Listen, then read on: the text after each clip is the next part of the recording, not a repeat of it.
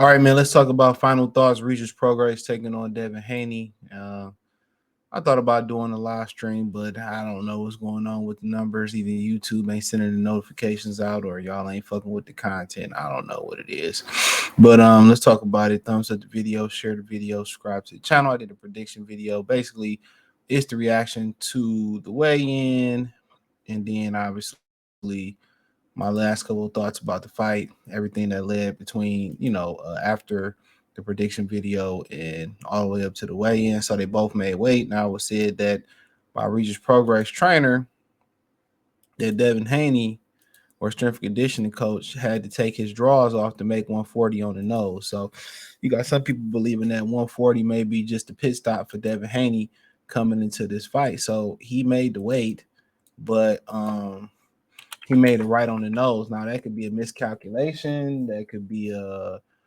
strategic to come in. Maybe their scale was a little bit off. I really don't know. All right. So, but they both end up making weight. Regis came in at 139 pounds, 1 pound well under the weight limit.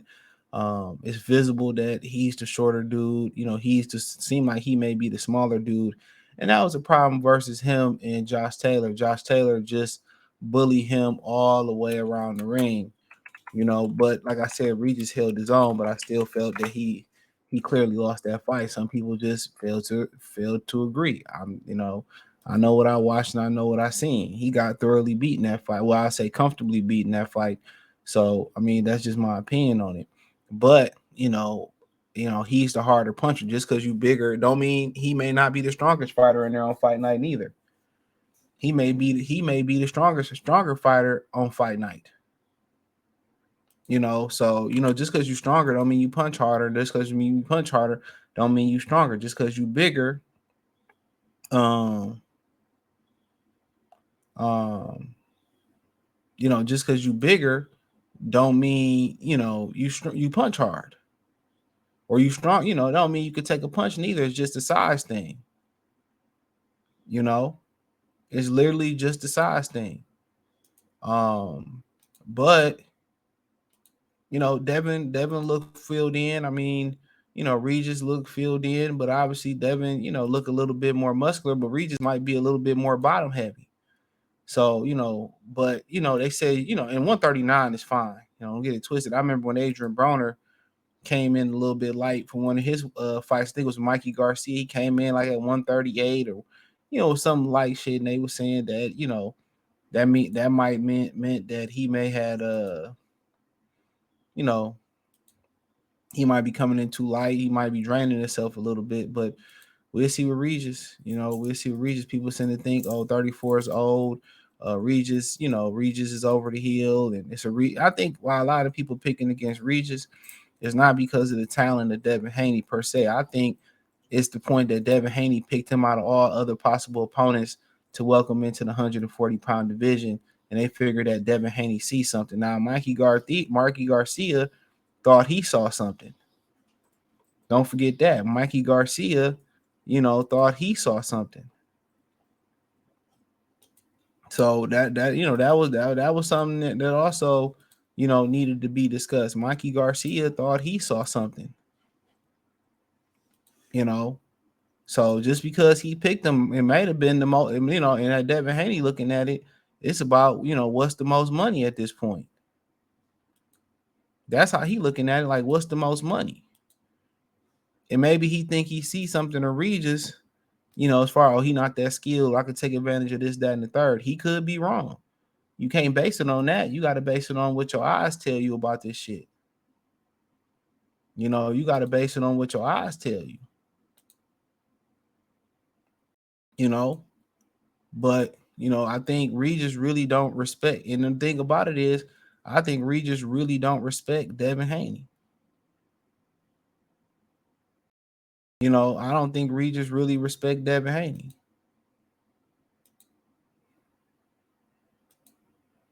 And that's my humble opinion. I don't think he respect him. So, and I think he got to gain his respect tomorrow night. But physically, they both look in good shape. At the face off, neither one of them wanted to break. And I think a lot of this is just them selling the fight. I don't think there's a ton of disdain. I don't think there's a tremendous amount of disdain for each other. I say that. I think that I think this is they kind of doing this to sell the fight. I know a lot of people don't like all the N bombs that's being thrown out there in this fight and all that stuff, but I think they doing this just to sell the fight. A lot of it. I think it's mutual respect there. Then they found somebody in Regis camp that can talk, and that old man, whoever he is, and they just trying to sell the fight because you got to understand they purses and they bottom line is tied to this. They back end money, and we ain't had a lot of big boxing going on, in quite some time. So I think they selling the fight. I think they doing a tremendous job of selling the fight. I don't watch too much TV, and then I got YouTube TV. I don't know if the ads is still as regular TV, so I don't know how they really marketing the fight. Then I got YouTube Premium, used to be YouTube Red, so I don't really see YouTube ads. I don't see none. So for the most part, um, so that's something else to think about as well too. But nonetheless, man, I just think that they selling the fight and don't get too invested in. I think it's respect there. But I do think Regis, Regis is underestimating Devin Haney just a little bit. And I think Josh Taylor, his mistake was he was underestimating. I think he was underestimating Teofimo Lopez a little bit. You got to understand these guys been in the amateurs a long time. Out boxing guys, out slicking guys, out finessing guys. They've been in the amateurs a long time. They've been boxing a long time. They've been skilled a long time. They've been doing this a long time. But you got power. I think it's Regis got some decent speed. I heard Devin kind of say Regis is slow. I think Regis got some good speed. I think he might be underestimating Regis Prograis speed, in my opinion. But we'll see. We'll see. I really think it's a pick 'em fight. I don't really. I know I can see why people lean towards Regis Prograis. I can see why people lean towards Devin Haney. So hopefully we turn around and we get a good fight. And I think that's pretty much all you actually can ask for. Hopefully you turn around and you get the fight that you're looking for. A hell of a fight. Now, as far as what, give you a little bit of prediction, I think it's important for I think it's important for Regis Prograis. Either he got to establish his jab or he got to look to counter Devin Haney jab. Either he got to counter the jab or he got to look to, counter Devin Haney jab or establish it. If he establishes his jab, you know what I'm saying, and do a combination of establish his jab and countering Devin Haney jab, then I think he's gonna have a lot of success. I think if he attacked the body, dropped the jab to the body, I think he's gonna have a tremendous amount of success in there. So for him, it's all about using that jab, getting that jab working behind that jab. And now he try to work, and he trying to come around Devin Haney with them hooks that he come through that he load up on.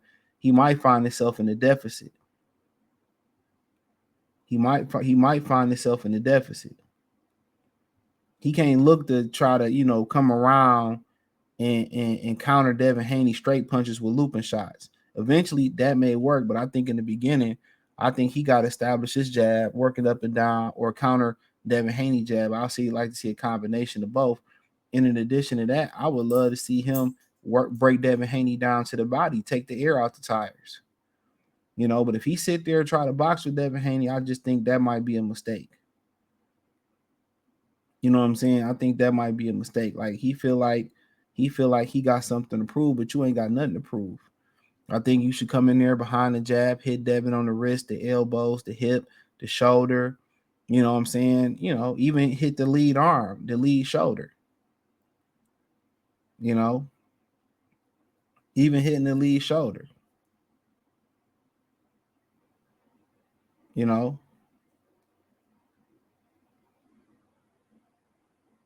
even hitting the lead shoulder.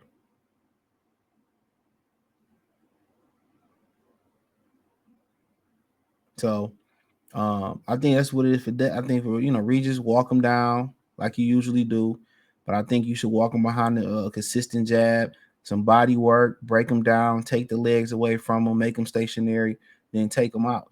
I think that Regis can win a decision. I don't know why people say he can't win a decision. I think he can.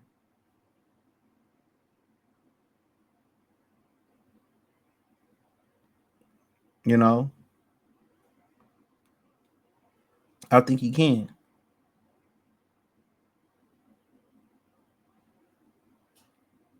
So, but as for Devin Haney, I think for him, you got to establish respect. The one thing Bill said, he said, you notice in most of our fights that that they like to come in and he like to come and press, and they do. They come out and press their opponent. They come out there and try to establish some type of respect that they run in real estate. Then they fall. Then they fall into boxing. And that's what you got to do when you moving up against bigger, stronger guys. You got to establish that. You have to establish that respect. And if he don't establish any type of respect over Regis Prograis, um, Regis is just gonna be able to walk him down. The only reason that Regis Prograis won't walk him down, okay, is if Regis Prograis too busy trying to prove to the world that he can box. You know, that's the only reason why.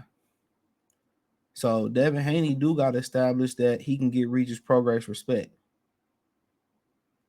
That's imperative. That he just can't walk forward without paying the tax. But after that, obviously it's the jab. But then can you bring something? Can you bring something that's gonna throw Regis Prograis off? You know what I'm saying? That's the question. Can you bring some power that he may not be expecting, or a punch he may not be expecting? That's the number one question. What can you bring that he's not expecting? Maybe some body work. You got a guy that's 34 years old, career 140 pounder. Maybe some body work. Maybe a stab jab to the body. Maybe he try to counter with those wild hooks. You step in with your shots instead of falling halfway in or falling halfway back throughout your shots.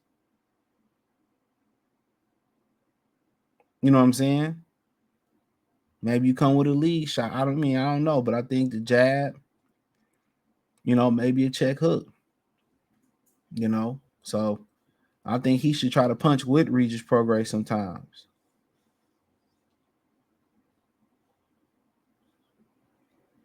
You know what I'm saying? So, but obviously he got to be able to establish the jab, but then again, what else can he do after the jab? Can he check hook off the jab? Can he throw a right hand off the jab? Can he touch Regis Prograis' body? Can he counter Regis? Can he be target practice with Regis? But I like Devin. I think like maybe a 115, 113 type of fight. But we'll see. I wouldn't be surprised one bit if Regis Prograis won this fight. He's a very talented and good fighter. But I'm gonna ride with Devin. Unanimous decision. Thumbs up the video, share the video, subscribe to the channel. Next subscribe button is the bell icon button. Hit all notifications, increase your chance to get notifications. We go live or drop video. Financially, want to support the channel? Cash App $ CJ Good 313, Venmo CJ Good 313, PayPal link description. Hit the link tree. You can find me on Twitter, Instagram, Spotify, Anchor, Cash App, Venmo, PayPal, Apple Podcasts, Google Podcasts, the whole nine. Don't forget to check out my new channel. It's in the link tree in the description. Free Game 89, FR33 Game 89. Also check out my Detroit channel, Mercy Sports Talk. That's in the link tree in the description. Peace.